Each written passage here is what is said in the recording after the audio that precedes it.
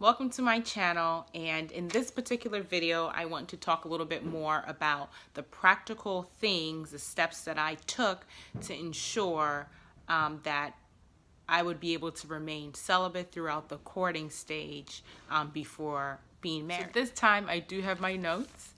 All right, so the first thing really was, I would say, deciding that no matter what, we were not going to live together, okay? Before I go any further, I would say if it was easy, everyone would be doing it, right? So it's not easy, and that's why maybe very few of us have went that route, but it's very possible, okay, to be done. All right, so choosing or deciding in the early stages not to live together before being actually married, as in, signed, seal, delivered, okay? Making sure that the late nights is not happening, not spending late nights with each other. Now, again, that would go back to being honest with yourself to know, I can't be hanging out 11:30, 12 o'clock, like nothing is going to happen. Or if you live really far from the person that you're courting or dating, then you may want to sleep over because you might be tired, things like that. So choosing to not even make it a late date night. And if you know that maybe you work or whatever the case is, you're not going to be able to have an early date, then deciding to have it a different day. Now, before I go any further, it may seem like that seems so rigid. That's just like being a square, you know what I mean, or prude. But I think understand why you're doing what you're doing in the first place, right? So for myself, it had nothing to do with anyone else, okay, but God. No one else but the Lord. And so because I knew this is my commitment to God, and at the end of the day, it's so funny how sometimes things seem so easy and other people are squares or whatever, the thought might be out there for someone to choose to go a certain route, old-fashioned. But then when things go left, okay, then there's a lot of praying, and then there's like, oh God, why didn't this happen? Why didn't this work out? I'm dealing with so much heartache, and we want the Lord to take it away. We want God to come in and fix the mess that we knew He says in His word to not do. You know what I mean? And so, and He's such a loving God that He comes in and comforts us and steers us back on the right path, His right path, okay? So again, not living together before being married, not spending late nights with each other in each other's homes, things like that. Setting a time to leave or to head out after the date, okay? So if it's 10:30 or whatever the time is, it's like after that time, it needs to really end. If not, that one moment of like carefree, just hanging out is going to lead to, later down the line, I really shouldn't have went this path. And then I'm going to just throw the bonus in here, which is sex, early sex or sex before marriage absolutely clouds the judgment, both on male part or female part. It doesn't really make a difference. It clouds the judgment. And so that you are really fully aware about what this guy is into, what this girl is into, the way that they think, etc., it is important to give it some time, because time reveals so much about people, okay? And again, throughout everything I've already listed so far, just really being honest with yourself, knowing what's really important, all right? Reminding yourself why you're doing it. Like I said, sometimes someone may choose to do that out of just frustration. Last 3 relationships, whatever, hasn't worked. Let me just do something different.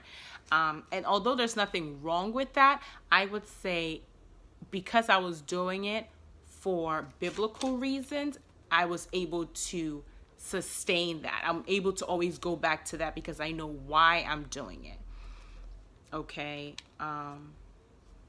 And some scriptures here was, flee from sexual immorality, and that it is every sin that a person commits is outside of their body, and sex is the one sin that you commit like to yourself, essentially. It's not committed outside of the body. And so it's one that you do against your own self. Okay. It's so interesting. Everything you can do, all types of sins anybody can commit, you know, because no one is perfect. But that's the one thing that when you do, you actually do it to yourself, to your own self. You're hurting your own self, really. First Thessalonians, okay, it says, for God has not called us for impurity, but in holiness. He's called us for holiness. He's called us not for impurity. You know, it's funny because as I make this video, I could have never imagined that I would be making this video, but I think that people need to hear that it's not about just someone coming on and saying, I'm a virgin, right? So that you're like, oh, well, I guess it's easy for you. You know what I mean? But for someone to make a decision and say, no matter what has happened in my past, I am making a decision now and going forward, this is what I'm going to do. All right. And we have to be confident about what we're going to do, because at the end of the day, this is the one body that you get. That's it. That's the one body that you get. All right. And I think this is so interesting. I'm throwing this other scripture in here because I think it's so interesting. This is Mark 7:21, and it says, for from within, out of the heart of man come evil thoughts, sexual immorality, theft, murder, adultery. I just thought it was so interesting. Out of theft, out of murder, and out of adultery, that sexual immorality is still in there. And it's like, you know, we like to say this is worse than this. At least I didn't steal nothing from anyone. You know what I mean? But it's grouped in here together. And I just thought that's very interesting. You know, we like to put sin on different scales, and God is like, you know, no, it is just as bad. And but I think the more important thing to remember about the sexual sin is that you're committing it against yourself. And when we love ourselves, we don't hurt ourselves, right? When we love ourselves, we don't hurt ourselves. So that would be all that I have today with regard to how the practical, and see, I made it very simple. It's not a long list, not living with a person, not spending late nights with them, not sleeping over, things like that, heading home, having a certain time, being honest with yourself, okay? I'm not saying I could do this and then, you know, next thing you know, you couldn't do this. And really thinking about the word that says flee. Flee is like, if someone fleed a scene, that's like sprinting.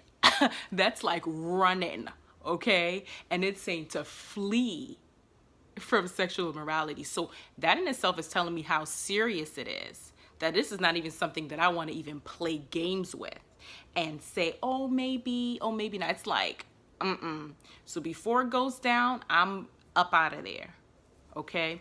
Anyway, that's all I have for today. Thank you so much for watching the practical steps to ensure that you're able to remain celibate until marriage.